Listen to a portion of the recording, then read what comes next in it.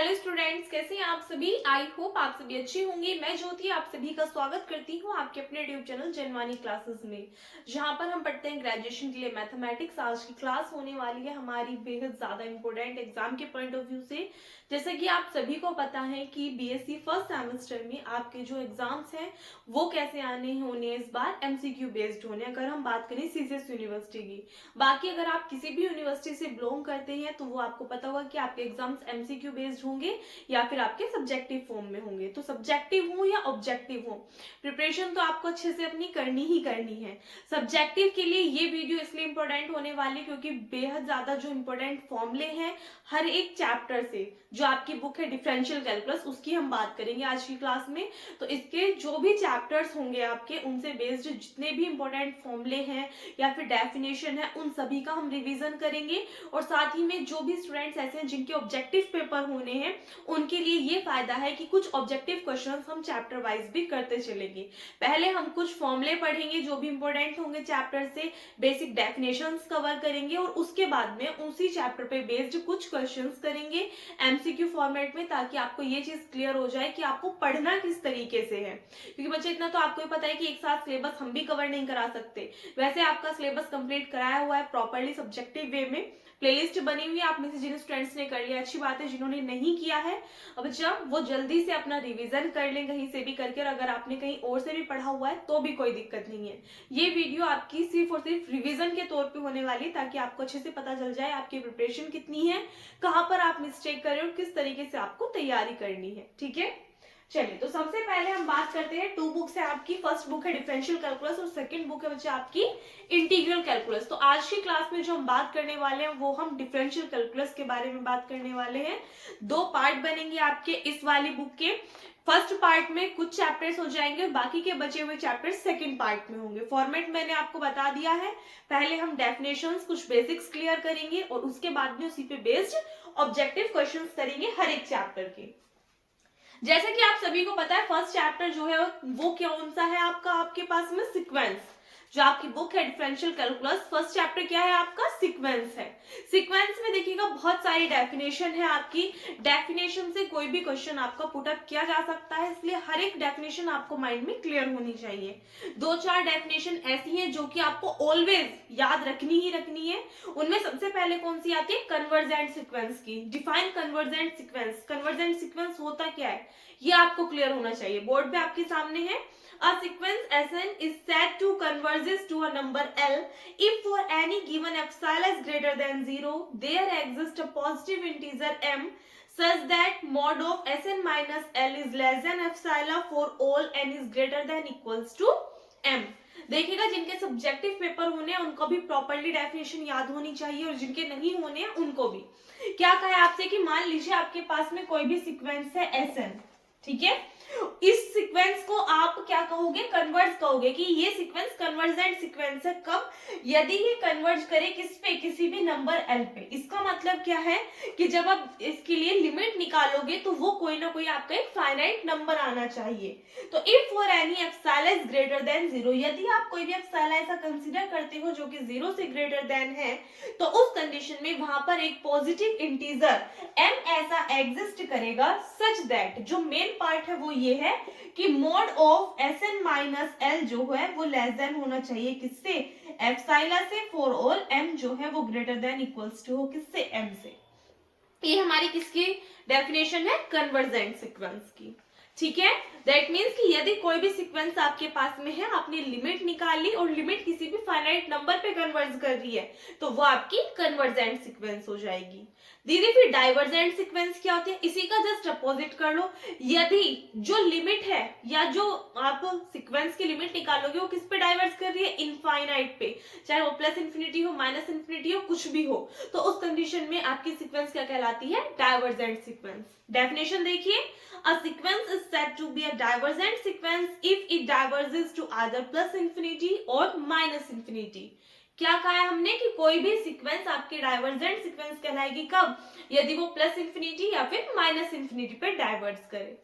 Clear है, मान लीजिए आपको कोई भी सीक्वेंस दे दी जो कि किस फॉर्म की है, आपने कहा दी हमें सीक्वेंस Sn, हमें किस फॉर्म की गिवन है, suppose that 3n minus 5n square divided by, या फिर एक काम कर लीजिएगा 3n³ माइनस 5n² अपॉन, यहाँ पे मान लीजिए कितना है 2n² है। हमसे कहा है कि हम, या फिर n मान लीजिए, कैसे भी मान लीजिए आप, ठीक है 2n मान लीजिए डिवाइड में। आपसे कहा है कि ये बताना है कि ये जो सीक्वेंस है ये डाइवर्जेंट है कन्वर्जेंट है। तो आप लिमिट निकालोगे, लिमिट किस पे, व्हेन n टेंड करे किस पे, इंफिनिटी पे। तो इधर भी आपको लिमिट निकालनी होगी जहां पर n टेंड करे किस पे, इंफिनिटी पे। तो अब आप क्या करोगे, इसको सिंप्लीफाई करोगे, ऊपर से n² कॉमन ले सकते हो, तो कितना बचेगा 3n minus 5 divided by 2n, n से एक n कैंसिल आउट होगा, तो अभी भी आपके पास में कितना आएगा n इंटू 3n माइनस 5। तो जब आप n की वैल्यू पुट करोगे जहां पर n टेंड कर रहा है किस पे, इंफिनिटी पे, तो इनफाइनाइट पुट करते ही आपके पास में क्या बनेगा, इंफिनिटी। दैट मीन्स ये सीक्वेंस हमारी कैसी होगी, डाइवर्जेंट सीक्वेंस होगी। कैसी होगी, डाइवर्जेंट सीक्वेंस होगी। वहीं पर अगर हम ये कह दें कि मान लीजिए ऊपर हमारे पास में क्या है 3n माइनस 5n² है डिवाइडेड बाय 2n² है, कितना है 2n² है। अब बताइए ये सीक्वेंस डाइवर्जेंट है कन्वर्जेंट, तो आप कहोगे कि दी हम क्या कर सकते हैं, ऊपर से n कॉमन ले सकते हैं, नीचे भी n ही रहने दीजिए, काम करना, ऊपर से n आपने कॉमन लिया, ये बन गया 3 माइनस के 5n divided by, wait a minute, ये हो जाएगा आपका, एक काम करना है इसको ना 3n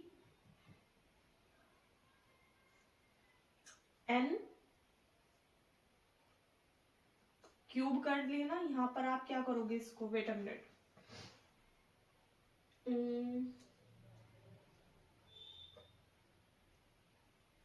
यहाँ पे 3n माइनस 5, ओके, और यहाँ पर कर लीजिएगा आप 2n। अब देखो हमने कहा ये है हमारे पास में सीक्वेंस, क्या है 3n माइनस 5 अपॉन 2n है। हमें बताना है ये सीक्वेंस हमारी कन्वर्जेंट होगी या डाइवर्जेंट। अभी डाइवर्जेंट का केस तो आपको पता चल गया, इसके लिए देखिए तो आप क्या करोगे, ऊपर से n कॉमन लोगे तो 3 माइनस ये क्या हो जाएगा 5 upon n divided by 2n, n से n कैंसिल आउट हो जाएगा, तो टर्म आई आपके पास में क्या 3 माइनस के 5 अपॉन n डिवाइडेड बाय 2। अब जब आप लिमिट पुट करोगे तो n की वैल्यू जैसे ही आप इंफिनिटी पुट करोगे 1 अपॉन इंफिनिटी क्या होता है 0, तो इसका मतलब ये टर्म हो गई 0, तो सिर्फ कितना बचेगा 3 और अपॉन में कितना है 2, तो कितना आ गया 3 अपॉन 2, फाइनाइट नंबर आपको मिल रहा है। इसका मतलब है ये सीक्वेंस हमारी कैसी हो जाएगी जी, कन्वर्जेंट सीक्वेंस हो जाएगी। आई होप आपको समझ में आ गया होगा कन्वर्जेंट सीक्वेंस का और डाइवर्जेंट सीक्वेंस का क्या होती है। सब्जेक्टिव पेपर है तो मुझे प्रॉपर्ली डेफिनेशन भी आपको ध्यान रखनी है। नेक्स्ट आता है ऑसिलेटरी सीक्वेंसेस। ये क्या होती हैं, यदि कोई सीक्वेंस ना तो कन्वर्जेंट हो ना ही डाइवर्जेंट हो तो वो सीक्वेंस हमारी कैसी कहलाती है, oscillatory sequence. The sequence Sn is said to be an oscillatory sequence if it is neither convergent nor divergent। आपसे क्वेश्चन पेपर में किस तरीके से क्वेश्चन पूछा जा सकता है, a sequence is said to be oscillatory if, नीचे 4 ऑप्शंस होंगे, it is convergent, it is divergent, none of these, neither convergent nor divergent. तो आपका ऑप्शन नंबर डी क्या होगा, करेक्ट होगा, कि ना ही तो कन्वर्जेंट हो ना ही डाइवर्जेंट हो, तो उस सीक्वेंस को हम क्या बोलेंगे, ऑसिलेटरी सीक्वेंस बोलेंगे। क्लियर। नेक्स्ट आती है इसमें Kochi first theorem on limits. Kochi की फर्स्ट थ्योरम क्या होती है लिमिट्स पे, नीचे 4 ऑप्शंस होंगे, एक ऑप्शन आपको चूज करना होगा, तो क्या होगी, limit n tends to infinity Sn is equals to L, then limit n tends to infinity this is equals to L। ये हमारी कोची की फर्स्ट थ्योरम होती है किस पे, लिमिट्स पे। नेक्स्ट कोची की सेकंड थ्योरम है लिमिट्स पे, क्या कहती है कि यदि सीक्वेंस है कोई भी Sn such that Sn greater than हो 0 से फॉर ऑल n, और यदि जो लिमिट है Sn की वो L हो तो उस कंडीशन में इस कंप्लीट टर्म की लिमिट भी क्या होगी, L ही होगी। ये सेकंड थ्योरम है लिमिट्स पे। समझ में आ गई बात, यानी कि यदि कोई भी टर्म किस फॉर्म में लिखी हुई, कोई भी sequence S1 plus S2 plus S3 up to terms कहां तक जा रही है Sn तक डिवाइडेड बाय n है, और इसके लिए आपको क्या निकालनी है, लिमिट निकालनी है टेंड्स टू इंफिनिटी पे, क्या होगी, तो आप क्या करोगे, जो आपके पास nth टर्म है ऊपर Sn जो है, आप उसके लिए लिमिट निकाल लोगे, जो Sn की लिमिट होगी वही उस कंप्लीट सीक्वेंस की भी लिमिट होगी। सेम ऐसे ही सेकंड थ्योरम के अकॉर्डिंग क्या है कि यदि आपको लिमिट निकालनी, सीक्वेंस किस फॉर्म में है, S1 into S2 into S3 into S4 up to terms कहां तक जा रही है, Sn तक, और इसकी होल पावर कितनी है 1/n। तो इसके लिए यदि आपको लिमिट निकालनी तो आप nth टर्म निकालोगे Sn, उसकी लिमिट निकालोगे, यदि उसकी लिमिट L है तो इस कंप्लीट सीक्वेंस की लिमिट भी क्या आएगी, L आपके पास में आ जाएगी। क्लियर? इसी के साथ में नोट करके दो चीजें और डालिएगा। नोट फर्स्ट, जो कि वेरी मोस्ट इंपोर्टेंट है, एक आपको पता होना चाहिए, limit n tends to infinity 1 plus 1/n की होल पावर यदि n है तो बच्चा इसकी वैल्यू क्या होती है, e होती है। कितनी होती है इसकी वैल्यू, e होती है। और एक आप डालिएगा, limit n tends to infinity Sn की पावर यदि 1/n है तो इसकी लिमिट क्या होती है जी, इसकी लिमिट होती है 1। ये दोनों आपको ध्यान रखने हैं, बाकी अगर बीच में कुछ आएगा तो मैं आपको बता दूंगी। दोनों इंपॉर्टेंट है और इनका डायरेक्ट यूज जो है वो एग्जाम में होता है। क्लियर है जी? चलिए अब कुछ अपने क्वेश्चंस देखते हैं ऑब्जेक्टिव टाइप के। देखिएगा क्या है फर्स्ट क्वेश्चन आपके सामने, every bounded monotonically increasing sequence converges to, यानी कि प्रत्येक जो बाउंडेड मोनोटोनिकली इंक्रीजिंग सीक्वेंस होती है वो कन्वर्ज करती है किस पर, सुप्रीमम पर, इन्फीमम पर, जीरो पर या 1 पर। क्वेश्चन हो जाएगा एक सेकंड में, लेकिन इससे पहले लैंग्वेज समझिए क्या कहा है आपसे, क्योंकि हम क्या करें एक तरीके का रिवीजन। तो अगर कोई भी टर्म हमारे सामने आ रही है हम कोशिश करेंगे उसको डिटेल में समझते हुए चले, ताकि एग्जाम टाइम पे हमें दिक्कत ना हो। क्या कही आपसे, बाउंडेड मोनोटोनिकली इंक्रीजिंग सीक्वेंस। तो अब पहले आपको बाउंडेड पता होना चाहिए, फिर आपको मोनोटोनिक पता होना चाहिए, फिर आपको मोनोटोनिकली इंक्रीजिंग पता होना चाहिए। सीक्वेंस आपको पता ही चल गया क्या होती है। क्लियर हो गया? तो सबसे पहले करते हैं बात बाउंडेड की। बाउंडेड सीक्वेंस क्या होती है कि कोई भी सीक्वेंस यदि बाउंडेड अबव भी हो और बाउंडेड बिलो भी हो तो वो सीक्वेंस हमारी क्या कहलाती है, बाउंडेड सीक्वेंस कहलाती है। दीदी अब ये नहीं समझ में आया बाउंडेड अबव और बाउंडेड बिलो है क्या, तो देखिए मान लीजिए आपने कोई भी सीक्वेंस Sn कंसीडर करी किस फॉर्म की, 1/n की फॉर्म की। अब हमें देखना है ये बाउंडेड अबव है या बाउंडेड बिलो है या नहीं है कुछ भी। कैसे चेक करोगे, यदि आप n के प्लेस पे 1 पुट करते हो तो आपको 1 मिलेगा, 2 पुट करते हो तो 1/2, 3 पुट करते हो 1/3, 4 पुट करते हो 1/4। कहां तक पुट करोगे, इन्फिनिटी तक। तो जब आप इनफाइनाइट पुट करते जाओगे तो 1/∞ 0 मिल जाएगा। इसका मतलब इस सीक्वेंस को जब हमने देखा तो यहाँ पर हमारे पास में 1 भी एग्जिस्ट कर रहा है और 0 भी, और बाकी सभी जो नंबर्स हैं वो 1 से लेकर 0 के बीच में लाई कर रहे हैं, या फिर आप कह सकते हो 0 से 1 के बीच में लाई कर रहे हैं। इतना तो आप सभी को क्लियर हो रहा है। अब हमने एक चीज देखी कि इसमें 0 भी मिल रहा है और 1 भी मिल रहा है। क्या इससे कोई बड़ी संख्या मिल रही है, 0 से बड़ी, सॉरी 0 से छोटी संख्या कोई मिल रही है माइनस में? आप कहोगे दी नहीं। मैं पूछूं कोई 1 से बड़ी संख्या मिल रही है तो आप कहोगे नहीं मिलेगी कहीं पर भी। इसका मतलब जो सबसे बड़ी संख्या है वो तो क्या है आपके पास में 1 है, और जो सबसे छोटी संख्या है वो आपके पास में क्या है, 0 है।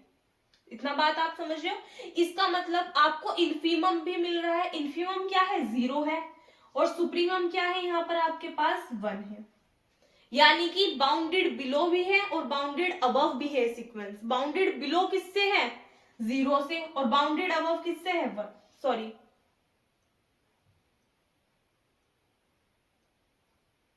वेट अ मिनट, हाँ ये हमारी सीक्वेंस क्या है, बाउंडेड बिलो भी है और बाउंडेड अबव भी है, क्योंकि इसमें हमें इन्फीमम भी मिल रहा है और सुप्रीमम भी मिल रहा है। समझ में आ रही है बात। बाउंडेड अबव किससे है, 1 से। क्यों, क्योंकि 1 से बड़ी संख्या इसके अंदर नहीं है तो अबव से बाउंड हो गई, और बाउंडेड बिलो भी है। क्यों, क्योंकि 0 से छोटा कोई एलिमेंट इसके अंदर एग्जिस्ट नहीं कर रहा। तो यदि ये सीक्वेंस बाउंडेड अबव भी है बाउंडेड बिलो भी है, दैट मींस ये सीक्वेंस हमारी कैसी कहलाएगी, आप कहोगे दी बाउंडेड सीक्वेंस ये हमारी कहलाएगी। क्यों, इसके अंदर इन्फीमम सुप्रीमम दोनों है। अब बात करते हैं ऐसी कोई सीक्वेंस ले लो जो कि ना बाउंडेड अबव हो या फिर बाउंडेड बिलो ना हो, कोई सी एक ना हो कंडीशन। तो आप एग्जांपल के तौर पे कुछ भी ले सकते हो। फॉर एग्जांपल बुक से अगर हम उठाएं, एक सीक्वेंस दे रखी है which is n square. n square का बताना जरा। आप कहोगे थी इसके लिए अब यदि हम क्या पुट करें, 1 पुट कर दें n के प्लेस पे तो 1 मिलेगा, 2 पुट करेंगे 4 मिलेगा, 3 पुट करेंगे 9 मिलेगा, 4 पुट करेंगे तो हमें 16 मिलेगा। अप टू टर्म्स कहां तक जाएगी, इनफाइनाइट तक। तो इनफाइनाइट पुट कर देंगे तो हमें इन्फिनिटी मिलेगा, यानी कि आगे हमें पता ही नहीं चल रहा है। हमें सिर्फ इतना तो पता है कि 1 से स्टार्ट हुई है, लेकिन कहाँ पे जाकर ये सीक्वेंस ऐड हो रही है ये हमें पता नहीं चल पा रहा है। इसका मतलब हमें सिर्फ इसमें इन्फीमम पता है, बट हमें इसमें सुप्रीमम नहीं पता। और क्योंकि हमें इसमें सुप्रीमम नहीं मिल रहा है तो हम कहेंगे सिर्फ बाउंडेड बिलो है, ये सीक्वेंस हमारी बाउंडेड अबव नहीं है। बात क्लियर हो गई? बाउंडेड बिलो है, बाउंडेड अबव नहीं है, तो इसलिए ये हमारी बाउंडेड सीक्वेंस नहीं कहलाएगी। आप कहोगे दी आपने एक ऑसिलेटरी भी बताया जो कि ना बाउंडेड बिलो हो ना बाउंडेड अबव हो, वो कैसी सीक्वेंस होगी? उसका भी एक एग्जांपल ले लीजिए। सपोज दैट आपने कहा कोई सीक्वेंस है जो कि किस फॉर्म की है, -1 की पावर n इंटू एन, ये आपके पास में सीक्वेंस है। अब देखो कैसे, सपोज दैट आपने कहा हमने पुट किया n की वैल्यू 1 से स्टार्ट करते हैं, 1 टू इंफिनिटी पुट करते हैं। जब 1 पुट किया तो कितना आया, -1, 1 टू 1 -1 ही होगा। फिर आपने कहा थी हमने क्या पुट किया, 2 पुट किया, तो -1 का स्क्वायर करोगे प्लस हो जाएगा, इनटू में कितना आ जाएगा, 2 आ जाएगा।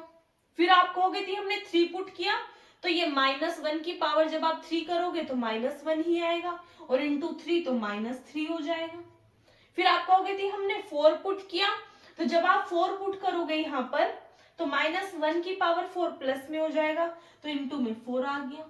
अप टू टर्म्स कहाँ है, चलती रहेंगी चलती रहेंगी चलती रहेंगी, यानी कि एट लास्ट हमारे पास इनफाइनाइट भी आएगा।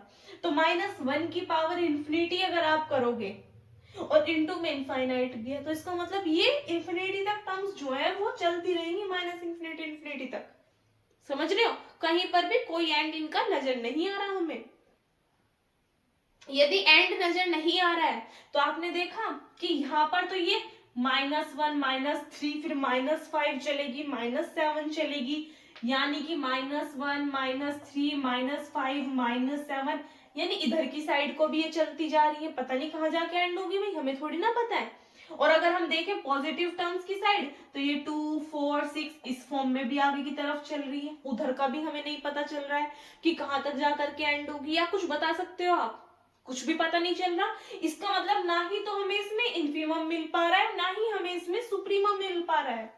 तो ना तो ये सीक्वेंस बाउंडेड बिलो है और ना ही ये सीक्वेंस बाउंडेड अबव है। इसका मतलब ना ही तो ये हमारी कैसी है, बाउंडेड सीक्वेंस है। और दूसरी चीज क्या है कि ये हमारी, अगर हम लिमिट पुट भी करें इसमें, भाई लिमिट हम पुट करते हैं टेंड्स टू इन्फिनिटी पे, तो ये हमारी ना ही तो कन्वर्जेंट होगी ना ही डाइवर्जेंट। इस तरीके से भी कह सकते हो आप कि ये हमारी कैसी कहलाएगी, फिर ऑसिलेटरी सीक्वेंस भी कहलाएगी। समझ रहे हो? तो इस तरीके से आप देख सकते हो। क्लियर हो गया? तो ये सीक्वेंस ना ही हमारी बाउंडेड अबव है ना ही बाउंडेड बिलो है। ये वाली जो सीक्वेंस आई थी ये हमारी बाउंडेड बिलो तो थी पर बाउंडेड अबव नहीं थी, और ये सीक्वेंस हमारी बाउंडेड बिलो भी थी और बाउंडेड अबव भी थी। आई होप आपको इतना क्लियर हो गया होगा अच्छे से सब कुछ। ठीक है, नेक्स्ट बात करते हैं जी मोनोटोनिकली इंक्रीजिंग का क्या मतलब है, एक बार ये और समझिएगा। चलिए नेक्स्ट देखिएगा, इसमें आते हैं मोनोटोनिक सीक्वेंस। अब मोनोटोनिकली इंक्रीजिंग सीक्वेंस क्या होती है, मोनोटोनिकली डिक्रीजिंग सीक्वेंस क्या होती है, मोनोटोनिक सीक्वेंस क्या होती है। ये 5 टर्म है, इसमें स्ट्रिक्टली इंक्रीजिंग और स्ट्रिक्टली डिक्रीजिंग भी टर्म देखने के लिए मिलती है। तो समझिएगा सबको 1 बाय 1 करके। सबसे पहले हम बात कर रहे हैं monotonically increasing sequence, monotonically increasing sequence. फिर हम बात करेंगे मोनोटोनिकली डिक्रीजिंग सीक्वेंस की, मोनोटोनिकली डिक्रीजिंग सीक्वेंस। फिर एक इसमें आती है आपकी मोनोटोनिक सीक्वेंस, मोनोटोनिक सीक्वेंस। एक इसमें बच आती है आपकी स्ट्रिक्टली इंक्रीजिंग, स्ट्रिक्टली इंक्रीजिंग। फिर एक इसमें आती है स्ट्रिक्टली डिक्रीजिंग। ठीक है, इनको एक बार और देखिएगा। मोनोटोनिकली इंक्रीजिंग सीक्वेंस, यदि सीक्वेंस इस फॉर्म में चल रही, सबसे पहले बात करते हैं मोनोटोनिकली इंक्रीजिंग सीक्वेंस आखिर होती क्या है। तो वो सीक्वेंस जिसमें कोई भी टर्म जो एसएन टर्म है वो लेस देन इक्वल्स टू हो किससे, एसएन प्लस 1 से, यानी कि पहली टर्म दूसरी टर्म से कैसी आ रही हो, छोटी आ रही हो, तो उस कंडीशन में उस सीक्वेंस को हम क्या कहते हैं, मोनोटोनिकली इंक्रीजिंग सीक्वेंस बोलते हैं। क्या बोलते हैं, मोनोटोनिकली इंक्रीजिंग सीक्वेंस बोलते हैं। दूसरी बात आती है मोनोटोनिकली डिक्रीजिंग सीक्वेंस। वो क्या होती है कि यदि आपके पास में जो एसएन टर्म है वो ग्रेटर देन हो या इक्वल्स टू हो किससे, एस एन प्लस वन से। क्या बोला मैंने, यदि एस एन, यहीं पे देखेगा कि यदि एस एन जो है वो छोटा हो या फिर इक्वल हो किससे, एस एन प्लस वन से, तो ये सीक्वेंस हमारी क्या कहलाती है, मोनोटोनिकली इंक्रीजिंग सीक्वेंस कहलाती है। यानी कि फर्स्ट टर्म या तो कैसी हो, अगली टर्म से छोटी हो या फिर उसके इक्वल हो, तो सीक्वेंस क्या कहलाएगी, मोनोटोनिकली इंक्रीजिंग सीक्वेंस। दूसरी बात क्या है, मोनोटोनिकली डिक्रीजिंग सीक्वेंस क्या होती है कि यदि एस एन बड़ा हो या इक्वल हो किससे, एस एन प्लस वन से, तो ये सीक्वेंस हमारी कैसी कहलाएगी, मोनोटोनिकली डिक्रीजिंग सीक्वेंस कहलाएगी। मोनोटोनिक सीक्वेंस क्या होती है, या तो सीक्वेंस मोनोटोनिकली इंक्रीजिंग हो या फिर वो मोनोटोनिकली डिक्रीजिंग हो, तो सीक्वेंस हमारी क्या कहलाएगी, मोनोटोनिक सीक्वेंस कहलाएगी। स्ट्रिक्टली इंक्रीजिंग क्या होता है कि यदि एस एन सिर्फ और सिर्फ ग्रेटर, इंक्रीजिंग की बात हो रही है, तो यदि एस एन लेस देन हो एस एन प्लस वन से, तो ये हमारी स्ट्रिक्टली इंक्रीजिंग हो जाएगी, और यदि एस एन ग्रेटर देन हो एस एन प्लस वन से, तो ये हमारी स्ट्रिक्टली डिक्रीजिंग सीक्वेंस कहलाएगी। फॉर एग्जाम्पल मान लीजिए कोई भी सीक्वेंस जो कि किस फॉर्म में, 2 2 4 4 6 6 इस फॉर्म में जा रही है, तो आपने देखा कि जो हमारे पास में एस एन और एस एन प्लस वन है, उनमें देखिएगा एक बार, एस एन टू है और एस एन प्लस वन भी 2 है, दोनों कैसी आ रही है, इक्वल आ रही है। या फिर इन दोनों में अगर आप देखोगे 2 छोटा है किससे, 4 से, कोई दिक्कत नहीं है। 4 4 के इक्वल आ रहा है, कोई दिक्कत नहीं है। 4 6 से कैसा है, छोटा है। तो या तो पहली वैल्यू छोटी हो या इक्वल हो दूसरी टर्म से, तो ये सीक्वेंस हमारी कैसी कहलाती है, मोनोटोनिकली इंक्रीजिंग सीक्वेंस कहलाती है। नेक्स्ट बात करते हैं मोनोटोनिकली डिक्रीजिंग सीक्वेंस। मान लीजिए यही सीक्वेंस इस फॉर्म में लिखी हो, तो ये या तो आपस में इक्वल है या ये वैल्यू बड़ी है किससे, सेकंड टर्म से।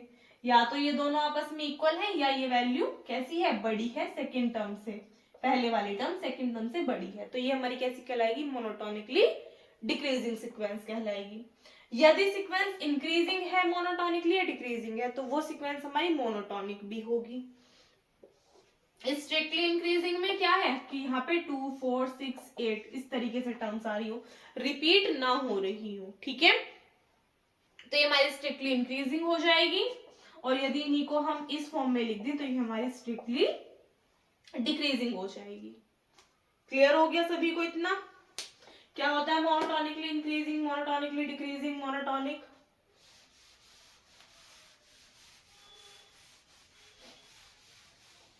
चलिए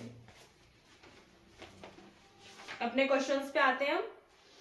every bounded monotonically increasing sequence किस पे कन्वर्ट करेगी, जो मोनोटोनिकली इंक्रीजिंग सीक्वेंस होती है वो ऑलवेज किस पे कन्वर्ट करती है, उसके सुप्रीमम पे कन्वर्ट करती है, और जो डिक्रीजिंग सीक्वेंस होती है वो किस पे कन्वर्ट करती है, अपने इन्फीमम पे कन्वर्ट करती है। ये बात आप सभी को ध्यान रखनी है। तो ये किस पे कन्वर्ट करेगी, सुप्रीमम पे, तो ऑप्शन नंबर फर्स्ट इसमें करेक्ट हो जाएगा।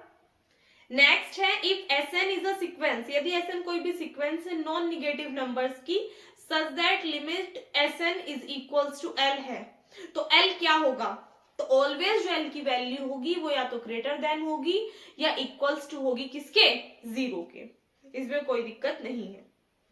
क्लियर। थर्ड है every subsequence of a convergent sequence is, मान लीजिए आपके पास में कोई भी कन्वर्जेंट सीक्वेंस है, आपने उसमें से क्या निकाली, सब सीक्वेंस निकाली, तो वो कैसी होगी ये आपको बताना। भाई एक बात बताइए, जब वो खुद कंप्लीटली कन्वर्जेंट है तो उसमें से जो सब सीक्वेंस हम निकालेंगे वो भी कैसी होगी, कन्वर्जेंट ही होगी।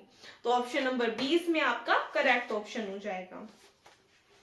नेक्स्ट देखिएगा, the sequence S N where S N is equal to this has the limit. अब इसमें आपको लिमिट बतानी है, एक बार इसका सॉल्यूशन देखिएगा। सीक्वेंस क्या है आपके पास में, 5n upon n plus 3n की पावर 1/2। इसमें आपको लिमिट बतानी है, तो लिमिट निकाल लीजिए एस एन की, वेयर n टेंड करेगा किस पे, इंफिनिटी पे, limit n tends to infinity. ये 5n है, नीचे से आप n बाहर कॉमन लोगे तो यहाँ पे 1 बचेगा प्लस 3, यहाँ पर n की पावर 1/2 है, बाहर n कॉमन लिया है तो n की पावर 1/2 डिवाइड में आ जाएगा, n से n कैंसिल आउट हो जाएगा। जब आप लिमिट पुट करोगे ऊपर कितना है 5, नीचे 1 प्लस देखिएगा इंफिनिटी पुट करोगे, आप सभी को पता है 1/इनफाइनाइट क्या होता है, 0 होता है। तो ये टर्म हो गई 0, 0 में 1 ऐड करोगे कितना आएगा, 1 आ जाएगा। 1 + 1, वेट अ मिनट, अरे अरे अरे, ये कितना आ जाएगा आपके पास में 1/इनफिनिटी 0, तो 0 में 1 ऐड करोगे कितना आएगा, 1 ही आएगा। तो 1 + 0 1, यानी कि आंसर कितना आ गया आपका 5। इतना क्लियर हुआ। तो ऑप्शन देखिएगा इसमें कौन सा, ऑप्शन नंबर डी इसमें आपका करेक्ट ऑप्शन हो जाएगा। ठीक है, नेक्स्ट आपसे कहा है द सीक्वेंस दिस हैज, ये जो सीक्वेंस है क्या रखती है, कोई भी लिमिट पॉइंट नहीं रखती, एक रखती है, दो रखती है, या फिर infinite number of limit points रखती है। अगर मैं कहूँ सीक्वेंस के अंदर टर्म्स देखिए तो आप कहोगे केवल और केवल ये दो टर्म्स दिखाई दे रही है हमें, कौन सी, -1 और 1, इनसे मिलकर ही ये हमारी सीक्वेंस जो है वो बनी हुई है। समझ रहे हो, तो हमें इसमें क्या मिल रहा है, एक लिमिट पॉइंट ये मिल रहा है, एक लिमिट पॉइंट ये मिल रहा है। तो कितने लिमिट पॉइंट होंगे इसमें, 2 लिमिट पॉइंट होंगे। तो option number C is the correct answer. फिर नेक्स्ट देखिएगा क्या कहा है आपसे, if Sn is equal to this then the sequence Sn is, Sn दे रखी है आपको कोई भी सीक्वेंस, तो आपको बतानी है कि ये सीक्वेंस कैसी होगी, बाउंडेड, अनबाउंडेड होगी, कन्वर्जेंट होगी, डाइवर्जेंट होगी, ऑसिलेटरी होगी। देखिएगा ये आपके पास में जो सीक्वेंस दी हुई है वो सम की फॉर्म में गिवन है। अगर हम इसकी nth टर्म देखें तो nth टर्म क्या है, 1/2 की पावर n। मैं कहूं इसके लिए लिमिट निकाल दीजिए, वेयर इंटेंड कर रहा है इंफिनिटी पे, तो 2 की पावर इंफिनिटी इंफिनिटी, और आप सभी को पता है 1/इनफिनिटी क्या होता है, 0 होता है। तो 0 फाइनाइट नंबर हमें मिल रहा है, इसका मतलब जो सीक्वेंस है वो कैसी होगी, कन्वर्जेंट सीक्वेंस होगी। कैसी होगी, कन्वर्जेंट सीक्वेंस होगी। सो इसमें आपका ऑप्शन नंबर बी जो है वो क्या हो जाएगा, करेक्ट हो जाएगा। फिर इसके बाद में नेक्स्ट क्वेश्चन आपके सामने है, उसको सिंप्लीफाई करेंगे। The sequence this converges to, ये किस पे कन्वर्ज करेगी, सीक्वेंस आपको जो दी हुई है उसके लिए आप क्या निकालोगे, लिमिट निकालोगे। तो limit n tends to infinity 3n² + 1/3n² - 1, क्या करोगे अच्छा आप, हमारा मेन मकसद क्या होता है, n को कैंसिल करना किसी भी तरीके से। तो n² कॉमन लोगे कितना आएगा, 3 + के 1/n², नीचे से n² कॉमन लोगे तो 3 - 1/n², n² से n² कैंसिल आउट, 1/इनफिनिटी 0, 1/इनफिनिटी 0, ऊपर भी 3 बचेगा, नीचे भी 3, 3 से 3 कैंसिल आउट 1 टाइम, तो इसका मतलब 1 क्या आ जाएगा इसमें आपका आंसर। तो जो सीक्वेंस होगी Sn वो किस पे कन्वर्ज करेगी, 1 पे कन्वर्ज करेगी। तो इसमें आपका ऑप्शन नंबर ए क्या हो जाएगा, करेक्ट आंसर हो जाएगा। समझ में आ रहे हैं क्वेश्चंस, किसी में कोई भी डाउट है तो कमेंट सेक्शन में पूछ लीजिएगा। नेक्स्ट है एवरी कोची सीक्वेंस इज, प्रत्येक जो कोची सीक्वेंस होती है वो क्या होती है, ऑसिलेटरी, डाइवर्जेंट, अनबाउंडेड या कन्वर्जेंट। कोची सीक्वेंस का ऑलवेज आपको रिलेशन याद रखना है किससे, कन्वर्जेंट से, कि प्रत्येक जो कोची सीक्वेंस होती है वो कैसी होती है, कन्वर्जेंट होती है। तो ऑप्शन नंबर डी इसमें आपका क्या होगा, करेक्ट हो जाएगा। ये जितने भी थ्योरम्स के स्टेटमेंट है ना वो सभी आपको अच्छे से ध्यान रखने हैं, वो ही यहाँ पर पूछे जा रहे हैं आपसे, और कुछ नहीं है। या तो क्वेश्चंस पूछे जा रहे हैं, होप सो आपको आइडिया लग गया होगा इस चैप्टर से किस टाइप से क्वेश्चंस बन सकते हैं। जितनी भी कॉर्डरी है थ्योरम्स है सिर्फ उनका स्टेटमेंट आपको पढ़ने हैं, और जो क्वेश्चंस है इजी वाले की लिमिट निकाल करके कि किस पे कन्वर्ट कर रही है वो आपको देखना है बस। ठीक है, next the value of the limit this is equals to, ये देखो आपको अभी फॉर्मूला लिखाया था स्टार्टिंग में ही, कोची की फर्स्ट या फिर फर्स्ट थ्योरम ऑन लिमिट्स वाला, ये वही फॉर्मूला है।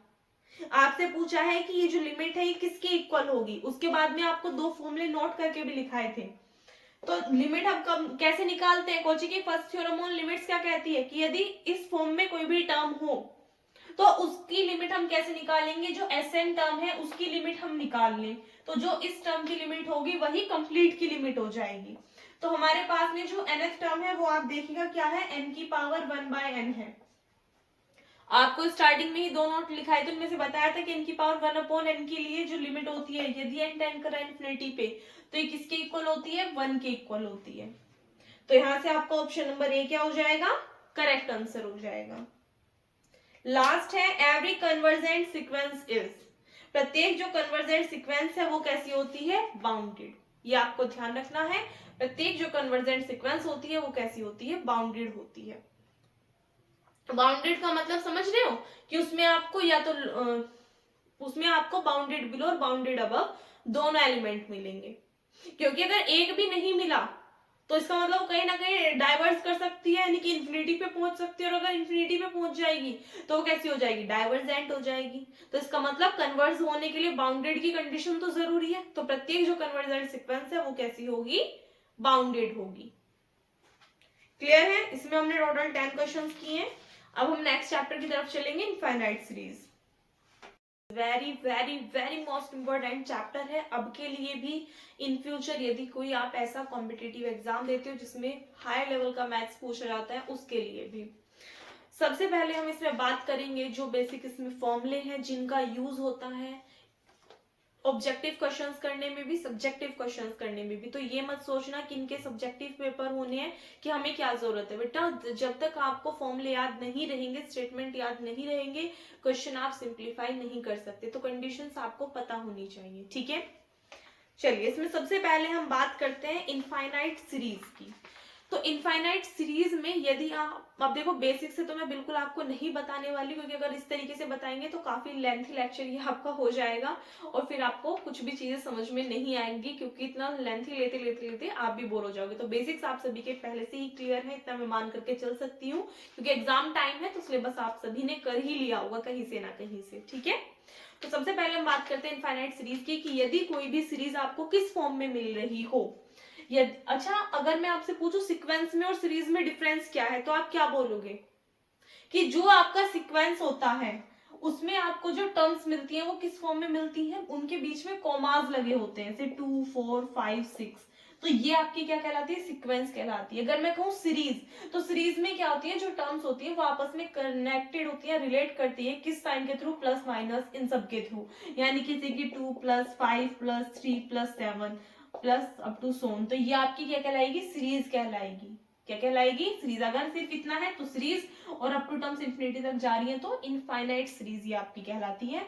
और इस टाइप की अगर टर्म कोमा के साथ में लिखी हुई हो, अलग अलग हो रही हो कोमास के थ्रू, तो ये हमारी क्या कहलाती है, सीक्वेंस कहलाती है। समझ गए आप इतना? तो सबसे पहले फर्स्ट पॉइंट है आपके सामने, the infinite series this in a sense this is convergent if p is greater than 1। यानी कि यदि आपके पास में कोई भी सीरीज जो है वो किस फॉर्म में लिखी हो, 1/1 की पावर p, 1/2 की पावर p प्लस 1/3 की पावर p अप टू सोन।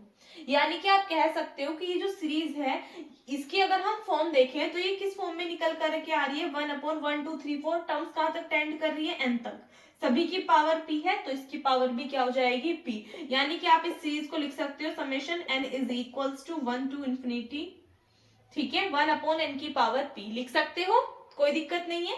तो यहाँ पर n की वैल्यू जैसे आप 1 पुट करोगे तो फर्स्ट टर्म आ जाएगी, 2 पुट करोगे सेकंड टर्म, 3 पुट करोगे थर्ड टर्म, 4 पुट करोगे तो फोर्थ टर्म। क्लियर है इतना? तो यदि आपकी सीरीज इस फॉर्म में हो तो आप क्या देखते हो, p की वैल्यू देखते हो। क्या देखते हो, p की वैल्यू देखते हो। यदि इस p की वैल्यू ग्रेटर देन 1 है तो सीरीज कैसी होगी आपकी, कन्वर्जेंट होगी। और यदि p की वैल्यू छोटी है या इक्वल है किससे, 1 से, तो सीरीज आपकी कैसी होगी बच्चा, डाइवर्जेंट होगी। वेरी वेरी मोस्ट इंपोर्टेंट है, मैंने बता दिया है अब के लिए भी, और जब आप किसी भी अच्छे कॉम्पिटिटिव एग्जाम की तैयारी करोगे जिसमें हाई लेवल का मैथ्स पूछा जाता है उसके लिए भी, तो आपको याद होनी चाहिए चीजें, ठीक है। तो ये आपको ध्यान रखना है। नेक्स्ट हेडिंग आती है कंपैरिजन टेस्ट। कंपैरिजन टेस्ट क्या कहते हैं, इसमें कई प्रकार के टेस्ट है जो कि आपको ध्यान रखते हुए चलना है। जिस तरीके की सीरीज आपको दी जाए उसके अकॉर्डिंग आपको एनालाइज करना है कि कौन सा टेस्ट आपको अप्लाई करना है, एंड देन क्वेश्चन को सिंप्लीफाई करना है। कंपैरिजन टेस्ट क्या कहता है कि माना समेशन यूएन और समेशन वीएन कोई भी दो सीरीज है पॉजिटिव टर्म्स की, सच दैट यूएन जो है वो लेस देन हो किससे, के इंटू वीएन से, फॉर ऑल एन, जहां पर के क्या है, कोई भी फिक्स्ड नंबर है। सो देन जो सीरीज होगी वीएन यदि वो कन्वर्जेस होगी, सो डज समेशन यूएन, तभी जो सीरीज यूएन है वो कन्वर्जेस होगी। और यदि जो सीरीज वीएन है वो डाइवर्जेस होगी, तो जो हम आपके पास में सीरीज वीएन है वो भी कैसी होगी, डाइवर्जेस होगी। अपोजिट बोल दिया मैंने। क्या कहा है कि यदि सीरीज वीएन कन्वर्ज करेगी तभी सीरीज यूएन भी कन्वर्ज करेगी, और यदि सीरीज यूएन डाइवर्स करेगी तभी सीरीज वीएन भी डाइवर्स करेगी, यानी कि डाइवर्जेंट होगी। ये हमारा कौन सा टेस्ट कहता है, कंपैरिजन टेस्ट कहता है। ऑल्सो नोट करके आपको एक चीज दी हुई है कि summation u n and summation v n be two series of positive terms such that यदि आप लिमिट निकालते हो यूएन अपॉन वीएन की वेयर एन टेंड कर रहा है इन्फिनिटी पे और वो किसके इक्वल आ रही है, एल के इक्वल आ रही है, यानी कोई भी फाइनाइट नंबर आ रहा है, then both the series converges और डाइवर्जेस टुगेदर, तब दोनों सीरीज या तो कन्वर्जेंट भी हो सकती हैं या डाइवर्जेंट भी हो सकती हैं। अब इस बात से ऊपर वाले का कोई वो ऐसा मतलब मत निकालना कि दोनों अलग अलग है, दोनों एक ही बात है। क्या कही आपसे कि यदि समेशन यूएन जो है यदि ये कन्वर्ज करेगा तो वीएन भी कन्वर्ज करेगा, और यदि यूएन कैसा करेगा, डाइवर्स करेगा, तो वीएन भी कैसा करेगा, डाइवर्स करेगा। यानी कि यदि यूएन कन्वर्जेंट है तो वीएन भी कन्वर्जेंट है, और यदि यूएन डाइवर्जेंट है तो वीएन भी डाइवर्जेंट है। ये हमारा कौन सा कहता है, कंपैरिजन टेस्ट कहता है। ठीक है, नेक्स्ट इसमें आता है very important Cauchy root test. Cauchy root test क्या कहता है कि माना समेशन यूएन कोई भी एक सीरीज है पॉजिटिव टर्म्स की सच दैट लिमिट यूएन की पावर 1 अपॉन एन इस फॉर्म में आपके पास में है, तो ये यदि किसके इक्वल है, एल के इक्वल है, सो देन समेशन यूएन कैसा होगा, कन्वर्जेंट होगा। कब, यदि एल छोटा है 1 से। समेशन यूएन डाइवर्जेंट होगा कब, यदि एल ग्रेटर देन है 1 से, और टेस्ट जो है वो फेल हो जाएगा एंड द सीरीज में आइदर कन्वर्ज और diverge if L is equals to 1। क्या कहा है आपसे, अब इस बात को समझिए, और टेस्ट फेल होने का यहाँ पर मतलब क्या है ये भी समझिएगा। आपसे कहा है कि मान लीजिए कोई भी सीरीज है पॉजिटिव टर्म्स की जो कि किस फॉर्म में है, यूएन की पावर 1 अपॉन एन की फॉर्म में है। आपने क्या करा, इसके लिए लिमिट निकाल ली, और जो लिमिट आई है वो क्या आई है, एल आई है। कोई भी नंबर आया है, कोई भी नंबर आया है। अब ये नंबर आपका 1 2 3 4 भी कुछ भी हो सकता है, या फिर ये नंबर आपका 1/2 1/3 इस तरीके से भी आपका चल सकता है, ये तो कुछ भी हो सकता है, हमें तो नहीं पता। तो आपके पास में कंडीशंस क्या क्या हैं कि फर्स्ट कंडीशन है कि जो सीरीज होगी वो कन्वर्जेंट कहलाएगी। कब, यदि L जो है वो छोटा होगा 1 से, यानी कि यदि L की वैल्यू इस फॉर्म में कुछ भी आ रही है, 1 से छोटी यदि वैल्यू आ रही है, तो सीरीज आपकी क्या हो जाएगी, यहाँ पर कन्वर्जेंट हो जाएगी। क्या हो जाएगी, कन्वर्जेंट हो जाएगी। और यदि L की जो वैल्यू है वो बड़ी आ रही है 1 से, 2 3 4 5 6 7 8 कुछ भी आ रही है, तो सीरीज हमारी कैसी हो जाएगी, डाइवर्जेंट हो जाएगी। बस इतना आपको ध्यान रखना है। ये हमारा कौन सा टेस्ट कहता है, कोची रूट टेस्ट कहता है। और यदि मान लीजिए ना तो वो 1 से छोटी आई ना ही 1 के बड़ी आई, क्या आ गई, वो 1 के इक्वल आ गई, तो उस कंडीशन में हमारा कोची रूट टेस्ट फेल हो जाता है। फिर आपको दूसरा टेस्ट अप्लाई करना पड़ता है। दूसरा टेस्ट कौन सा, जैसे इसके बाद में आता है डी-एलम्बर्ट रेशियो टेस्ट। तो यदि ये टेस्ट फेल हो जाएगा तो आपको दूसरे वाला टेस्ट यूज करना पड़ेगा। समझ रहे हो, जैसे आप सोचोगे कि दी हमें कैसे पता चलेगा हमें डी-एलम्बर्ट रेशियो टेस्ट यूज करना है। भाई पता कब चलेगा, जब आप देखोगे कि इस टेस्ट के थ्रू हमारा क्या आ रहा है, L इज इक्वल्स टू 1 आ रहा है, लिमिट सोल्व करके 1 आ रही है, तो 1 आ रही है, इसका मतलब क्या है, टेस्ट हो गया फेल। अब हमें दूसरा टेस्ट अप्लाई करके देखना पड़ेगा कि सीरीज हमारी कन्वर्जेंट है या डाइवर्जेंट है। समझ में आई बात। तो मेन चीज याद रखने वाली क्या है कि यदि L की वैल्यू छोटी होगी 1 से तो कन्वर्जेंट होगी सीरीज, और यदि L की वैल्यू बड़ी होगी 1 से तो सीरीज डाइवर्जेंट होगी। नोट करके यहाँ पे 3 चीजें लिखी हुई हैं, जिनमें से कि एक आपको बता दी थी कि n की पावर 1/n है, लिमिट n टेंड कर रही है इन्फिनिटी पे, तो ये वैल्यू होगी 1 के equal. log n upon n के लिए यदि आप लिमिट ले रहे हो n टेंड्स टू इन्फिनिटी पे, तो ये वैल्यू 0 होगी। And 1 plus x upon n की होल पावर n है, और लिमिट n टेंड कर रही है इन्फिनिटी पे, तो यहाँ पर ये किसके इक्वल आएगा, e की पावर x के इक्वल आ जाएगा। समझ में आ रही बात। मैंने आपको क्या बताया था, 1 प्लस 1 अपॉन n की होल पावर n हूं, और लिमिट n टेंड कर रही है इन्फिनिटी पे, तो ये किसके इक्वल होता है, e के इक्वल होता है। अब हमने आपसे क्या कहा कि लिमिट n टेंड कर रही है इनफाइनाइट पे, 1 प्लस 2 अपॉन n की होल पावर n है, तो ये किसके इक्वल होगा, तो हमने कहा यदि ये e के इक्वल है, तो हमने कहा है कि e की पावर x हो जाती है। यदि यहाँ पर 1 के प्लेस पे क्या हो, x हो, तो e की पावर x हो जाती है। तो यहाँ पे 2 है तो पावर कितनी हो जाएगी, 2। That is our required answer. Clear हुआ। ये आपको पहले चैप्टर में ये आपका क्वेश्चन है ऑब्जेक्टिव क्वेश्चन। आपका कुछ इस प्रकार है कि 1 प्लस 2 अपॉन n की होल पावर n प्लस 3 है, तो इसके लिए लिमिट बतानी है आपको क्या होगी इस सीक्वेंस के लिए। तो limit n tends to infinity into this, ये किसके इक्वल आ जाएगा यहाँ से आपका, अब यहाँ पर n+3 पे ध्यान मत दीजिएगा, ठीक है, डायरेक्ट आपका इस वाले फॉर्मूले के थ्रू क्वेश्चन सोल्व होगा, n में चाहे कोई भी टर्म ऐड हो रही हो, तो ये किसके इक्वल आ जाएगा, ई स्क्वायर के इक्वल आ जाएगा। क्लियर हुई बात। नेक्स्ट बात करते हैं जी डी-एलम्बर्ट रेशियो टेस्ट। बच्चे ये सभी चीजें ना देखिएगा आपको याद ही रखनी पड़ेंगी, इनका कोई प्रूफ वगैरह नहीं है, ये आपको एज इट इज ध्यान रखनी होंगी।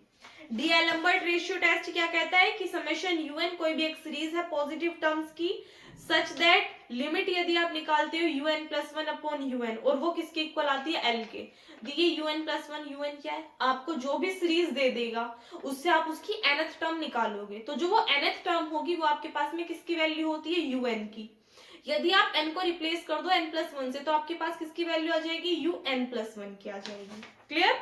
तो आप क्या निकालोगे, un+1 अपॉन un निकालोगे और उसके लिए लिमिट निकालोगे वेयर n टेंड करेगा इनफाइनाइट पे, तो वो किसी भी फाइनाइट नंबर l के इक्वल आएगी। तो अब आपको ध्यान रखना है कि यदि l की वैल्यू छोटी होगी 1 से तो सीरीज कन्वर्जेंट होगी, l की वैल्यू बड़ी होगी 1 से तो सीरीज डाइवर्जेंट होगी, वही जो पहले पढ़ा था। क्लियर हो रहा है। बस ध्यान रखना है डी-एलम्बर्ट में क्या करना है आपको, उसमें हमने un की पावर 1 अपॉन n का निकाली थी क्या, लिमिट। यहाँ पे किसकी निकालनी है, un+1 अपॉन un के लिए निकालनी है, तो l आएगी, यदि l छोटा है 1 से तो सीरीज कन्वर्जेंट होगी, और यदि l बड़ा है 1 से तो सीरीज डाइवर्जेंट होगी। क्लियर। एंड यदि l 1 के इक्वल आ जाए तो क्या, टेस्ट फेल हो जाएगा, फिर अनदर टेस्ट देखेंगे।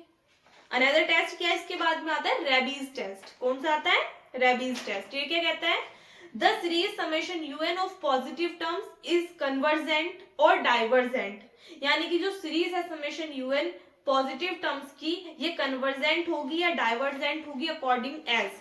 इसके लिए आपको क्या निकालना है, जो आपने un+1 अपॉन un निकाला था उसी से आप उसका अपोजिट कर दोगे तो क्या मिल जाएगा आपको, un अपॉन un+1 मिल जाएगा। इसमें से आप माइनस कर दोगे 1 को, इनटू में आप लोगे n, और इसके लिए आप क्या निकाल दोगे, लिमिट निकाल दोगे जहां पर n टेंड करेगा इनफाइनाइट पे।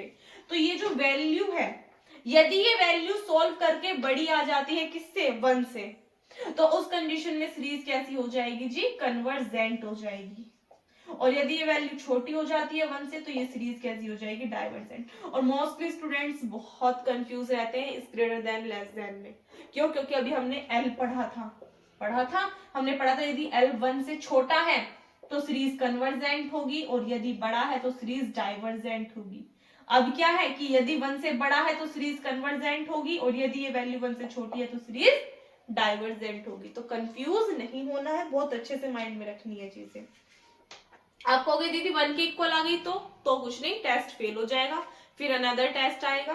कौन सा टेस्ट आएगा फिर, बच्चा फिर आएगा आपका लॉगरिथमिक टेस्ट। लॉगरिथमिक टेस्ट क्या कहता है कि यदि सीरीज जो है पॉजिटिव टर्म्स की, उसके लिए आप क्या निकालोगे, un अपॉन un+1 आपके पास में है, यहाँ पर आप निकाल दोगे लोग, क्या निकाल दोगे, लोग इस टर्म का, और मल्टीप्लाई कर दोगे किससे, n से। तो यहाँ पर आप देखोगे कि यदि वैल्यू 1 से बड़ी है तो सीरीज कन्वर्जेंट, छोटी है तो सीरीज डाइवर्जेंट आ जाएगी। समझ में आ रही है बात। सिर्फ आपके पास में 2 टेस्ट ऐसे हैं, कौन कौन से, एक तो कंपैरिजन टेस्ट आपने देख लिया, वो तो डिफरेंट है ही, फिर आपका आता है कोची-रूस टेस्ट और डी-एलम्बर्ट रेशियो टेस्ट, उसमें ये वाली कंडीशन फॉलो हो रही है, ठीक है। उसके बाद में आप रेबीज टेस्ट ले लो, या लॉगरिथमिक टेस्ट ले लो, या फिर आप डी मॉर्गन्स बार्टन्स टेस्ट ले लो, सभी में फिर ये वाली कंडीशन आएगी। लॉगरिथमिक हो गया। नेक्स्ट है डी मॉर्गन्स एंड बर्ट्रैंड्स टेस्ट। ये क्या कहता है कि जो सीरीज है पॉजिटिव टर्म्स की वो कन्वर्जेंट या डाइवर्जेंट होगी, किसके अकॉर्डिंग, कि यदि हम n की मल्टीप्लाई कर दें किसमें, un अपॉन un+1 में, और इसमें से माइनस कर दे 1 को, ठीक है, इसमें n की मल्टीप्लाई कर दे और इस कंप्लीट में से माइनस कर दे 1 को, और इनटू में कितना ले दें, log n ले दें। दीदी ये आता है, ये एग्जाम में नहीं पूछा जाता, बहुत कम आता है, बट ऑब्जेक्टिव के लिए सॉरी, ऑब्जेक्टिव के लिए आपको बच्चे ये ध्यान रखना होगा, क्योंकि उसमें तो डायरेक्टली आपको ये टर्म तो गिवन ही होगी, सिर्फ कन्वर्जेंट डाइवर्जेंट की कंडीशन बतानी है। तो आपको याद रखना है, सब्जेक्टिव वाले ध्यान दें, इस टाइप के क्वेश्चंस आपसे नहीं पूछे जाते, ना ही तो आपके लॉगरिथमिक टेस्ट के, ना डी मॉर्गन्स के, ये सब क्वेश्चंस आपके एग्जाम में नहीं पूछे जाते। रैबीज का भी बहुत रेयर केस में पूछा जाता है, ठीक है। तो आपको अपना डीएल नंबर तक बहुत अच्छे से प्रिपरेशन करनी है, बस सब्जेक्टिव में वहीं तक आते हैं, ऑब्जेक्टिव वाले गौर कर लें थोड़ा इस बात को। तो यहाँ पर आपके पास में आ रही है कन्वर्जेंट और सीरीज क्या हो जाएगी, डाइवर्जेंट हो जाएगी। यदि वैल्यू 1 से बड़ी है तो कन्वर्जेंट, छोटी है तो डाइवर्जेंट। नेक्स्ट बात करते हैं एब्सोल्युटली कन्वर्जेंट सीरीज क्या होती है। अच्छा, एब्सोल्युटली कन्वर्जेंट सीरीज बच्चों तब पढ़ेंगे हम, इससे पहले ना इसमें एक दो डेफिनेशन रह गई है नोट्स में, तो वो मैं आपको डायरेक्टली बोर्ड से समझा रही हूँ, उसको नोट कर लीजिएगा। पहले देखिएगा 3 टेस्ट ये साइड में नोट कर लीजिएगा।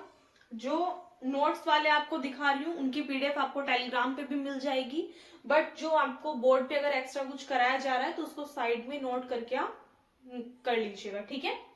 सबसे पहले बात करते हैं अल्टरनेटिंग सीरीज टेस्ट क्या होता है। ये जब क्वेश्चंस करेंगे ना, अभी ऑब्जेक्टिव क्वेश्चन में जब क्वेश्चंस आएंगे तब आपको क्लियर हो जाएगी हर एक चीज। अल्टरनेटिंग सीरीज टेस्ट क्या होगा, एन इनफाइनाइट सीरीज जो कि किस फॉर्म की होगी, समेशन -1 की power n-1 un in which the terms are alternatively positive and negative। यानी कि कोई भी इनफाइनाइट सीरीज जिसमें जो टर्म्स हैं वो कैसी हो, अल्टरनेटली पॉजिटिव और निगेटिव हो। यानी कि पहली टर्म आपको पॉजिटिव दे दी, फिर आपको निगेटिव टर्म दे दी, फिर आपको पॉजिटिव दे दी, फिर निगेटिव दे दी, इस टाइप से यदि कोई सीरीज है तो उसको आप कन्वर्जेंट कहोगे। कब, यदि each term is numerically less than the preceding term, यानी कि प्रत्येक जो टर्म है न्यूमेरिकली वो प्रीसीडिंग टर्म यानी कि नेक्स्ट टर्म से कैसी हो, छोटी हो। यानी कि फर्स्ट टर्म जो है, सेकेंड टर्म जो है, थर्ड टर्म है, यानी कि जो भी नेक्स्ट टर्म आए उससे कैसी हो, छोटी हो। एंड लिमिट यूएन किसके इक्वल आए, 0 के इक्वल आए। लिमिट यूएन किसके इक्वल आ जाए, 0 के इक्वल आ जाए। प्रीसीडिंग टर्म आया है, दैट मीन्स प्रीसीडिंग का मतलब क्या होता है, जो पहली टर्म होती है उससे लेस देन हो। यानी कि जैसे आपके पास में फर्स्ट टर्म है ये बड़ी हो और जो इससे नेक्स्ट टर्म आए वो क्या हो, छोटी हो। यानी कि ये जो टर्म आई है ये इसकी प्रीसीडिंग टर्म से, जो इससे पहली टर्म है उससे कैसी हो, छोटी हो। फिर जो नेक्स्ट टर्म आए वो इससे छोटी हो। या फिर आप कह सकते हो कि ये जो आपके पास में टर्म है x वो बड़ा होना चाहिए किससे, x प्लस 1th टर्म से। समझ में आ रही है बात, जो x प्लस 1th टर्म है वो x प्लस 2th टर्म से कैसी होनी चाहिए, बड़ी होनी चाहिए। यानी कि पहली टर्म बड़ी हो दूसरी टर्म से। क्लियर हो गया, पहले बड़ी यानी कि एक तरीके से डिक्रीजिंग सीक्वेंस जो है ये आप मान करके चल सकते हो। इन शॉर्ट कैसी हो, डिक्रीजिंग सीक्वेंस की फॉर्म में जो सीरीज है वो कैसी हो, डिक्रीजिंग सीरीज हो। समझ में आ गई बात, less than the preceding term. और हम उसको डिक्रीजिंग भी नहीं कह सकते, क्यों, क्योंकि क्या कहा है कि जो साइन है पॉजिटिव निगेटिव वो अल्टरनेटिवली है, यानी कि पहले प्लस फिर माइनस फिर प्लस फिर माइनस। तो आप इन शॉर्ट यही कह सकते हो कि जो सेकेंड टर्म है वो फर्स्ट टर्म से कैसी हो, छोटी हो। एंड लिमिट ऑफ यूएन किसके इक्वल आ जाए, 0 के इक्वल आ जाए। तो जो हमारी सीरीज होगी वो कैसी कहलाएगी, कन्वर्जेंट सीरीज कहलाएगी। बहुत घपला सा हो गया ना इसमें, दोबारा से देखो एक बार क्या बात बोली मैंने आपसे। हमने कहा है कि मान लीजिए कोई भी सीरीज है जो कि किस फॉर्म में हो, सबसे पहली बात है कि उसमें जो लास्ट टर्म आ रही हो किस फॉर्म की हो, या फिर आप कह सकते हो nth टर्म किस फॉर्म की हो, -1 की पावर n-1 un की फॉर्म की हमारी सीरीज है। क्लियर, इन विच जो टर्म्स हैं वो कैसी हो, अल्टरनेटिवली पॉजिटिव और निगेटिव हो। यानी कि मान लीजिए आपके पास में यदि 1 है तो ये पॉजिटिव है, फिर दूसरी टर्म आएगी निगेटिव, फिर तीसरी टर्म आएगी पॉजिटिव, फिर निगेटिव, फिर पॉजिटिव, फिर निगेटिव। इस तरीके से हमारी सीरीज चल रही हो। और each term is numerically less than the preceding term, और जो हर एक टर्म है वो अपनी पहले वाली टर्म से कैसी हो, लेस देन हो, छोटी हो। इसका मतलब यदि ये 1 है तो हमने मान लिया 1/2 है, ये 1/2 है तो हमने मान लिया 1/3 है, ये 1/3 है तो हमने मान लिया 1/4 है, ये 1/4 हमने मान लिया 1/5 है, ये 1/5 है हमने मान लिया 1/6 है। तो सभी टर्म्स क्या है, उससे पहले वाली टर्म से छोटी होती चली जा रही है। और साइन कैसे आ रहे हैं, अल्टरनेटिव फॉर्म में आ रहे हैं। इसका मतलब ये जो सीक्वेंस हमारी जा रही है हमारी कैसी है, अल्टरनेटिंग सीरीज हमारी जो है वो चल रही है यहाँ पर। तो यदि हमें टेस्ट करना हो कि ये कन्वर्जेंट है या डाइवर्जेंट, तो कैसे टेस्ट करेंगे हम इसको, if each term is numerical and limit of un is equals to किसके आ जाए, 0 के आ जाए। अब हम UN देखेंगे, UN है क्या यहाँ पर, हम कह रहे हैं ये सीरीज हमारी चलती जा रही है, तो इसमें कोई nth टर्म भी आपको मिलेगी, ठीक है। और nth टर्म से पहले वाली टर्म क्या होती है, n-1th टर्म होती है। यानी कि आप एक तरीके से कह सकते हो कि यहाँ पर अगर हम देखेंगे तो जो -1 की पावर है वो हमें क्या मिल सकती है, n-1 मिल सकती है। कोई दिक्कत नहीं है कि मान लीजिए अगर आपके पास में यहाँ पर पावर 3 है तो उससे पहले 2 भी तो रही होगी। अगर -1 की होल पावर n है तो उससे पहले टर्म क्या रहेगी, -1 की होल पावर n-1 ही तो आएगी आपके पास में। और इनटू में UN अगर आप देखो तो 1/2 1 मान सकते हो, 1/2 1/3 1/4 1/5, तो ये क्या बैठ जाएगा आपके पास में, 1/n बैठ जाएगा। क्या बैठ जाएगा, 1/n बैठ जाएगा। क्लियर, इस तरीके से आप मान करके चल सकते हो। तो यहां पर आपके पास में क्या आ गया, 1/n आ गया। सीरीज आपकी इस फॉर्म में चल रही है, -1 की होल पावर n-1 की फॉर्म में। तो ये जो आपके पास में UN आया, ये जो आपके पास में UN आया, इसके लिए देखिएगा यदि आप लिमिट निकालते हो UN की, UN कितना है, 1/n है। 1/n में जब आप लिमिट पुट करोगे जहां पर n टेंड करेगा किस पे, इनफाइनाइट पे, तो 1/∞ 0, सोल्व करके कितना आ रहा है, 0। इसका मतलब ये जो हमने अल्टरनेटिंग सीरीज कंसीडर की है अपने पास से, ये कैसी हो जाएगी आपके पास में, कन्वर्जेंट हो जाएगी। और यही टेस्ट हमारा क्या कहलाता है, अल्टरनेटिंग सीरीज टेस्ट कहलाता है। तो जब भी कोई आप ऐसी सीरीज देखें जिसमें जो टर्म है वो जिसमें जो साइन है वो अल्टरनेट फॉर्म में हो, प्लस माइनस की फॉर्म में हो, और जो सेकेंड टर्म है वो फर्स्ट टर्म से कैसी हो, छोटी हो, तो उस कंडीशन में आपको अल्टरनेटिंग सीरीज टेस्ट लगाना है, यानी कि UN टर्म जो है वो निकाल लेनी है और nth टर्म आपको देखनी है जो कि इस फॉर्म की होगी, तो वहां से UN आप निकालोगे और UN के लिए लिमिट पुट करके सोल्व करोगे। यदि वो 0 आ रही है तो इसका मतलब सीरीज कैसी है हमारी, कन्वर्जेंट है। अगर नहीं आ रही है तो इसका मतलब डाइवर्जेंट है। क्लियर हो गया। आइए नेक्स्ट, एब्सोल्युटली कन्वर्जेंट सीक्वेंस क्या होती है। A series summation US is said to be absolutely convergent if the series summation mod UN is convergent. अर्थात अभी हमने देखा कि समेशन UN कैसा आ रहा है, कन्वर्जेंट आ रहा है। कैसा आ रहा है, कन्वर्जेंट आ रहा है। तो आपको निकालना होगा समेशन मोड UN। मोड का मतलब यहाँ पे क्या हो जाएगा कि जितनी भी टर्म्स वो अल्टरनेटिव फॉर्म में चल रही थी, प्लस माइनस की फॉर्म में, सॉरी, वो सभी कैसी हो जाएंगी, पॉजिटिव हो जाएंगी, और यदि वो सभी टर्म्स पॉजिटिव हो जाती हैं तो इसका मतलब क्या है कि आप देखोगे एक तरीके से आपके पास टर्म क्या थी, ये सभी अगर हम पॉजिटिव कह दें कि ये पॉजिटिव हो गई, ठीक है, तो ये हमारे पास में किसकी आ गई वैल्यू, मोड UN की वैल्यू आ गई।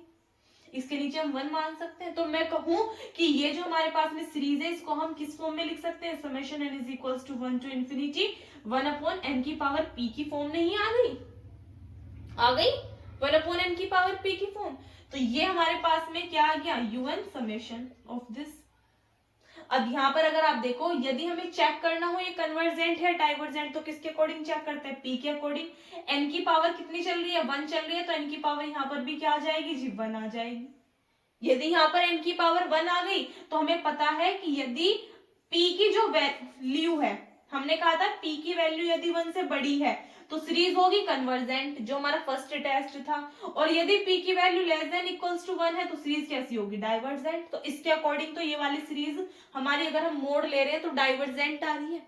बट एब्सोल्युटली कन्वर्जेंट सीक्वेंस की कंडीशन क्या कह रही है कि यदि समेशन UN जो है उसको हम एब्सोल्युटली कन्वर्जेंट कब बोलेंगे, यदि ये भी कैसा है, सोल्व करने पे कन्वर्जेंट आए। बात को समझना गौर से। यहाँ पर अभी हमने देखा कि जो हमारी सीरीज थी UN वो कैसी थी, कन्वर्जेंट थी। अगर मान लो ऑप्शन में आ रहा है कन्वर्जेंट, एब्सोल्युटली कन्वर्जेंट, तो आप क्या कहोगे कि दी कन्वर्जेंट है, एब्सोल्युटली कन्वर्जेंट क्यों नहीं हो सकती, क्यों नहीं हो सकती, रीजन क्या है उसके पीछे कि जब आपने समेशन UN निकाला तो उसके थ्रू जो सीरीज आई वो कैसी आ रही है हमारी, भाई अब डाइवर्जेंट आ रही है। यदि ये कन्वर्जेंट आती तो आप कह सकते थे कि जो सीरीज है वो हमारी एब्सोल्युटली कन्वर्जेंट है। बट क्योंकि मोड n निकालने पर कैसा आ रहा है, डाइवर्जेंट आ रहा है, इसका मतलब सीरीज सिर्फ हमारी वो कन्वर्जेंट ही होगी, एब्सोल्युटली कन्वर्जेंट वो नहीं होगी। क्योंकि एब्सोल्युटली कन्वर्जेंट की कंडीशन कहती है कि समेशन मोड UN भी कैसा आना चाहिए, कन्वर्जेंट आना चाहिए। क्या इसमें आप सभी को कोई दिक्कत होनी तो नहीं चाहिए, ठीक है। चलिए अब इसके बाद में लास्ट देखिएगा, सेमी कन्वर्जेंट क्या होता है। कि कोई भी सीरीज है समेशन यूएन, उसको आप सेमी कन्वर्जेंट कहोगे कब, यदि समेशन यूएन कैसा हो, कन्वर्जेंट हो बट दिस इज डाइवर्जेंट। मतलब समझ रहे हो कि यदि समेशन यूएन तो कन्वर्जेंट हो लेकिन समेशन यूएन डाइवर्जेंट, तो आप कहोगे तो दी जो भी हमने सीरीज देखी है वो कन्वर्जेंट तो आ रही है, उसका समेशन यूएन डाइवर्जेंट आ रहा है, इसका मतलब क्या, वो सेमी डाइवर्जेंट हो सकती है, बिल्कुल हो सकती है। कभी भी ऑप्शन में आपको कन्वर्जेंट और सेमी कन्वर्जेंट एक साथ नहीं देगा, ठीक है, क्योंकि उससे भी पता है कि सीरीज हमारी कन्वर्जेंट भी है और सेमी कन्वर्जेंट भी है। क्लियर हो गई इतनी बात। क्या क्या बताया हमने, कन्वर्जेंट होने के लिए ये कंडीशन होल्ड करनी चाहिए, एब्सोल्युटली कन्वर्जेंट होने के लिए समेशन यूएन भी कन्वर्जेंट होना चाहिए, और सेमी कन्वर्जेंट होने के लिए यदि समेशन यूएन कन्वर्जेंट है तो समेशन मॉड यूएन भी कैसा होना चाहिए, डाइवर्जेंट होना चाहिए। यहाँ पर ये तीनों कंडीशंस आपको ध्यान रखनी है। अब अपने ऑब्जेक्टिव क्वेश्चंस करेंगे हम। क्वेश्चंस देखिएगा इसमें। फर्स्ट क्वेश्चन आपके सामने है, the series this is convergent if. First note ही आपको लिखाया था कि यदि p की वैल्यू ग्रेटर देन 1 होगी तो सीरीज कन्वर्जेंट होगी, लेस देन इक्वल्स टू 1 होगी तो सीरीज डाइवर्जेंट होगी। तो उसके अकॉर्डिंग आप कह सकते हो कि यदि p की वैल्यू ग्रेटर देन 1 है तो सीरीज हमारी कन्वर्जेंट होगी, that is option number C is the correct answer. Next है, the series this of positive terms is convergent if. कि जो सीरीज है पॉजिटिव टर्म्स की ये कन्वर्जेंट होगी कब। यहाँ पे देखिएगा फर्स्ट टू ऑप्शंस में कौन सा टेस्ट है, Cauchy root test. Cauchy root test क्या कहता है, summation n tends to infinity u n की पावर यदि 1/n है, यूएन की पावर यदि 1/n है और ये l के इक्वल है, तो यदि l की वैल्यू लेस देन 1 है तो सीरीज कैसी होगी, कन्वर्जेंट होगी, और यदि ये वैल्यू ग्रेटर देन 1 है तो सीरीज कैसी होगी, डाइवर्जेंट होगी। तो इसका मतलब this value is less than 1 तो सीरीज कन्वर्जेंट। तो ऑप्शन नंबर कौन सा सही जा रहा है आपका, फर्स्ट। तो ऑप्शन नंबर ए क्या हो जाएगा इसमें, करेक्ट हो जाएगा। नेक्स्ट है, द सीरीज दिस इज, ये बतानी है कन्वर्जेंट हो गया डाइवर्जेंट। तो देखिएगा कितना है, n की पावर 2/3। 2/3 कैसा है, लेस देन है 1 से, और यदि p की पावर लेस देन है 1 से तो सीरीज कैसी होती है, डाइवर्जेंट होती है। तो ऑप्शन नंबर बी क्या हो जाएगा इसमें, करेक्ट हो जाएगा। नेक्स्ट है, द सीरीज दिस इज, ये सीरीज कैसी होगी, इत्तेफाक से भी जब हम क्वेश्चन करे थे अल्टरनेटिंग सीरीज टेस्ट उसमें यही वाली सीरीज थी, तो कैसी थी, हमारी कन्वर्जेंट थी, तो इसलिए ऑप्शन नंबर सी इसमें कन्वर्जेंट सही हो जाएगा। नेक्स्ट क्वेश्चन है, द सीरीज दिस इज, ये कैसी होगी। देखो क्वेश्चन तो सेम है बट यहाँ पर एक चीज डिफरेंट आ जाएगी। अगर आप देखो जो टर्म्स है, यदि हम यूएन निकालें तो यूएन क्या आएगा, 1/n² आएगा। यदि आप लिमिट निकालो n टेंड्स टू इंफिनिटी पे, भाई -1 की पावर n-1 तो इसमें आ ही रहा है, तो यदि आप यहाँ पे लिमिट निकालो 1/∞ 0, इसका मतलब इसकी वैल्यू सोल्व करके क्या आ गई, 0 आ गई अल्टरनेटिंग सीरीज टेस्ट के थ्रू। बट अगर हम यहाँ से किसकी वैल्यू देखें, limit n tends to infinity mod u n की वैल्यू देखें, और ये वैल्यू क्या आएगी सोल्व करके, इसका मतलब ये टर्म तो हट ही जाएगी, हट जाएगी, इसका मतलब सभी पॉजिटिव टर्म्स आ गई। पॉजिटिव टर्म्स का मतलब क्या है कि जो सीरीज बनेगी वो हमारी n की पावर p की फॉर्म की बनेगी, यानी कि 1/n²। तो p की वैल्यू कितनी आ रही है, 2, जो कि 1 से कैसा होता है, बड़ा होता है, 1 से बड़ा होता है, तो सीरीज कैसी हो जाएगी, कन्वर्जेंट। ये कन्वर्जेंट है, ये भी कन्वर्जेंट है, इसका मतलब सीरीज कैसी हो जाएगी हमारी, एब्सोल्युटली कन्वर्जेंट हो जाएगी। तो इसमें आपको ऑप्शन नंबर ए क्या हो जाएगा, करेक्ट आंसर हो जाएगा। समझ में आ रही है बातें। लास्ट देखिएगा, un क्या आएगा आपके पास में, 1/√n। मैं कहूं लिमिट निकालो n टेंड्स टू इंफिनिटी पे, आप कहोगे दी इजीली निकाल सकते हैं, 1/∞ 0, तो limit n tends to infinity un की वैल्यू कितनी आ गई आपके पास, 0 आ गई। तो मतलब सीरीज यहाँ पे क्या हो जाएगी, कन्वर्जेंट हो जाएगी। बट जैसे ही आप क्या निकालोगे, limit n tends to infinity un निकालोगे, वो भी कौन सा, समेशन un, सॉरी समेशन कह रही हूँ, मोड un निकालोगे, तो जो सभी टर्म्स है अल्टरनेटिंग साइन की फॉर्म में वो सभी कैसी हो जाएंगी, पॉजिटिव हो जाएंगी। पॉजिटिव जैसे ही वो होंगी तो ये सीरीज हमारी 1/n की पावर p की फॉर्म की बन जाएगी। जब p की फॉर्म की बनेगी तो ये है 1/n की पावर 1/2, यानी कि p की वैल्यू 1/2 छोटा है 1 से, छोटा है तो ये डाइवर्जेंट हो जाएगी। और यदि एक सीरीज कन्वर्जेंट है और एक डाइवर्जेंट है, इसका मतलब वो क्या हो जाएगी, सेमी कन्वर्जेंट हो जाएगी। क्या हो जाएगी, सेमी कन्वर्जेंट। बस इतना ही था। तो सेमी कन्वर्जेंट हो रही, दैट मीन्स इसमें ऑप्शन नंबर सी आपका क्या हो जाएगा, करेक्ट आंसर हो जाएगा। क्लियर है जी सभी को?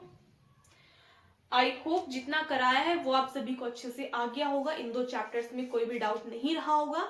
सेम इसी तरीके से नेक्स्ट लेक्चर में, जिससे नेक्स्ट 3 चैप्टर है, लिमिट, डिफरेंशिएबिलिटी और आपका कंटिन्यूटी, उन तीनों के जितना भी आपका फॉर्मूले वगैरह है उनका रिवीजन प्लस उन पे बेस्ड जितने भी ऑब्जेक्टिव क्वेश्चंस हैं वो करेंगे। आज की क्लास में बस इतना ही। वीडियो कैसी लगी कमेंट सेक्शन में जरूर बताइएगा। आपको और लेक्चर्स चाहिए या नहीं ये भी बता दीजिएगा, और जितना ज्यादा हो सके वीडियोस को अपने फ्रेंड्स के साथ में शेयर कर देना, ताकि ज्यादा से ज्यादा स्टूडेंट्स इन वीडियोस का बेनिफिट ले सके, अपनी पढ़ाई अच्छे से कर सकें। मिलते हैं नेक्स्ट क्लास में। Thanks for watching.